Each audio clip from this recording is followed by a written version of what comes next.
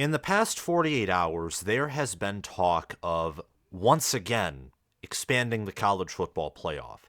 And the rumored number is 14. And there is an ESPN article that I encourage you to read down below in the description that talks about college football playoff officials discussing an expansion to the 14-team college football playoff in 2026. This is being reported by Pete Thamel and Heather Dinich. The College Football Playoff Executive Director Bill Hancock has acknowledged that this really is just a prototype.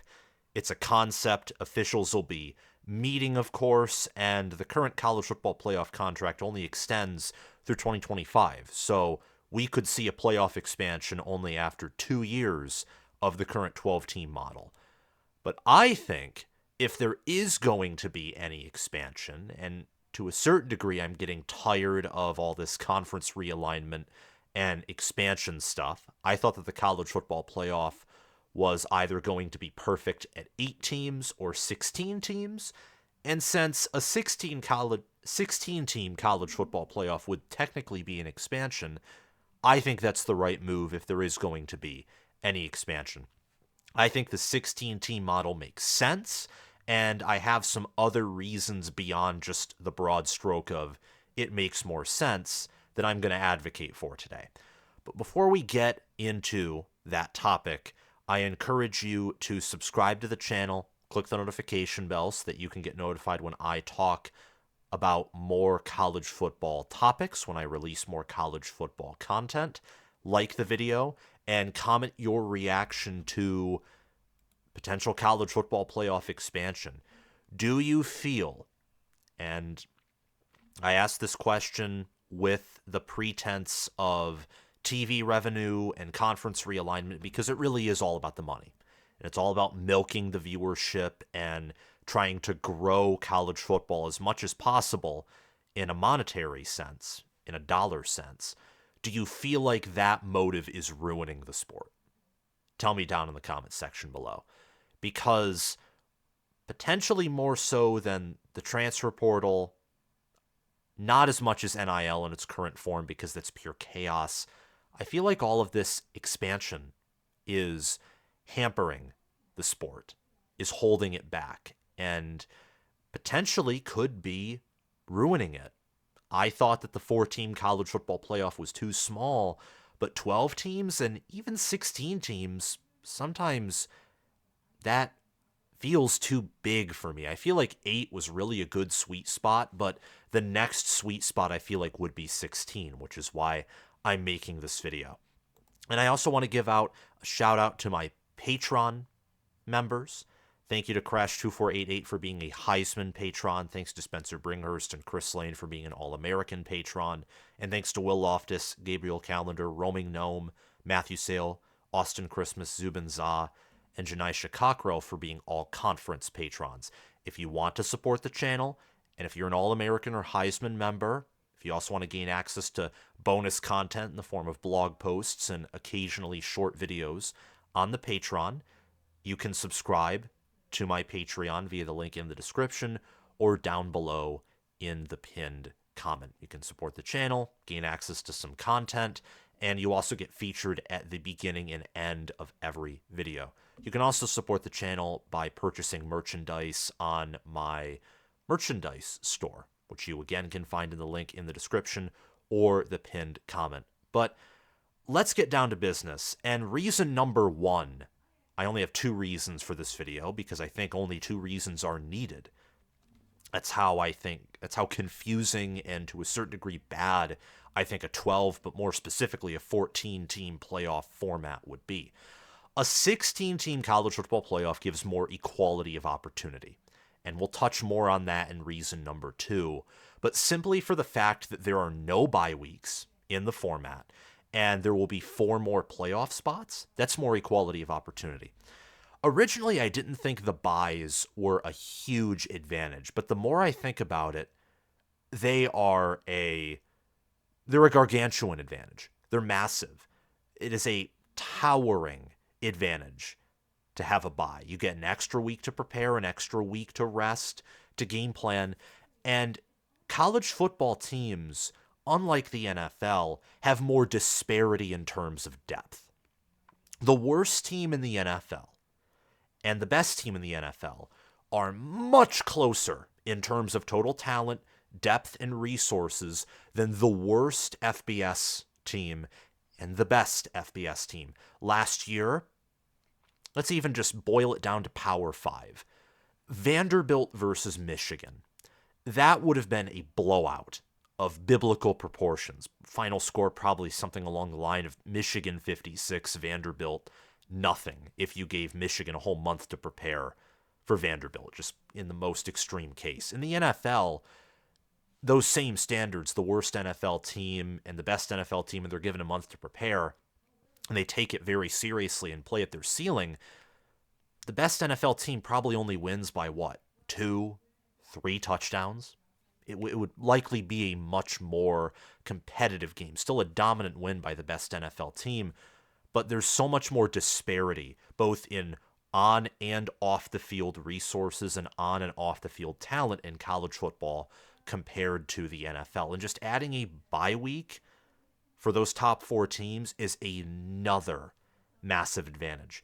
And me personally, I want to win as many games as possible. So as a Michigan fan, as a fan of a school who has much more resources and much greater depth than most teams in college football, I would rather have a 17-0 record than a 16-0 record.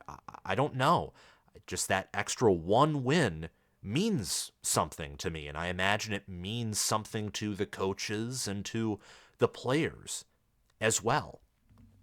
So you don't have any buys, so there's less advantages to the top teams. And the top teams in the playoff, the teams that have those top seeds, are likely going to be your Georgias, Ohio States, and Alabamas. The teams in the Big Ten and the SEC that already have an advantage of resources because strength of schedule is factored in. And with the Big Ten and SEC getting Washington, UCLA, Oregon, and USC for the Big Ten, and Texas and Oklahoma for the SEC, respectively, those conferences are getting tougher.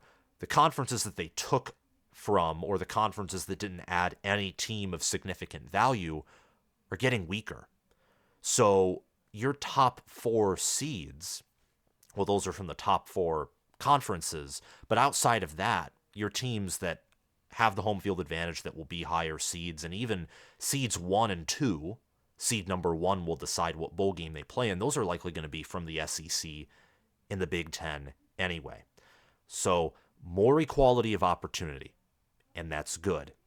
No bye weeks, 4 more playoff spots. If you want to add an extra auto bid for another group of 5 conference, you can, and you'll still have 3 more at-large selections. So you'll have either 11 or 10 likely at-large selections, assuming that either the auto bids don't change or they add 1 extra auto bid maybe to appease the group of 5.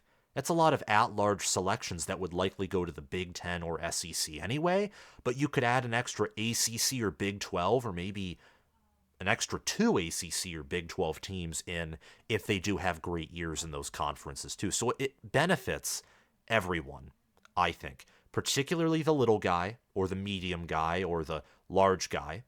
Doesn't benefit the extra large guy, like the Georgias, Ohio States, and Alabamas, who will likely be always at the top, or typically at the top. Doesn't benefit them as much, but it still benefits them and their conference. Reason number 2, relating back to the equality of opportunity, is there will be more competition in the playoff. Now, part of that is the fact that the byes are removed, so those top 4 teams get less time to prepare. Their rosters will be more fatigued in order to reach the national championship game because they're playing that extra matchup. But this is because there's little distinction. There's little difference between team number 12 and team number 16 in college football historically. And to prove that, let's check out ESPN's FPI. And you can look this up and see for yourself. Just type in ESPN college football FPI and you'll get it. And you can click through all the different years. In 2023, the 12th best team according to FPI was Washington with a 17.3 football power index. That's what that translates to roughly is, on average, Washington would beat the average college football team by 17 points, or 20 points if Washington was hosting the average college football team, as 3 points is about the value of home field advantage in college football. The 16th best team, according to FPI, last year was Tennessee, who had a 16 football power index. So that means last year's 12th best team, according to the computers, would only beat last year's 16th best team by 1 point. That's a very competitive game. Now, the 12th and 16 best teams wouldn't face off in the first round. And off the top of my head, I don't know when the earliest they could face off would be. But if you're already bringing in the 11th or 12th or 10th best team in the playoff, why not add a few more teams that'll essentially be the same? That's more teams, and therefore more attrition that the top team has to face. And the top teams are going to be wildly favored by about an equal margin over the 12th or 16th best team anyway. Another example is 2022. The 12th best team in 2022 was Kansas State with a 14.8 football power index. The 16th best team was USC with a 13.2 football power index. It's a difference of about 1.5 or maybe 2 points if you want to round it up to a whole digit. In 2021, 12th best team was Pittsburgh with a 14.2 football power index. 16th best team was NC State with a 12.1. So again, less than a field goal difference in average scoring per football power index, which is very accurate at the end of the season. Beginning of the season, like a lot of power ranking systems, not so much, but by the end of the year, football power index is pretty accurate. Even in the COVID year, in 2020, Iowa was the 12th best team with a 17 football power index. The 16th best team was Indiana with a 14.3. So again, within that field goal margin, a very competitive game on average between the 12th best power rated team and the 16th. And finally, 2019, one of the best years in college football, according to Football Power Index and also other power ranking systems like SP+. It's actually the case with 2023 as well. According to SP+ and other power ranking systems, 2023 was a strong year in college football. So that was something that I was wrong on. I thought that 2023 was a little bit of a down year overall. In terms of fielding a GOAT team, an elite legendary team, yes. But in terms of overall competition and multiple teams in that near elite and elite bracket, this was a great year. You had many near elite to elite teams last year. You just never had that 2001 Miami, that 95 Nebraska, the 2020 Bama, even the 2019 LSU. You just didn't have that last year, but you had a plethora of teams who could have won the national title and a plethora of teams who were near elite to elite. But in 2019, Michigan, with a 20 football power index score, was the 12th best team. The 16th best team was Washington with a 14.5 football power index. So that was a year where college football was very strong, to the point where the drop-off that you normally see after team number 6, 7, 8, 9, or maybe 10 happened really after team 13 and 14, because college football was so deep that season. But the point still stands.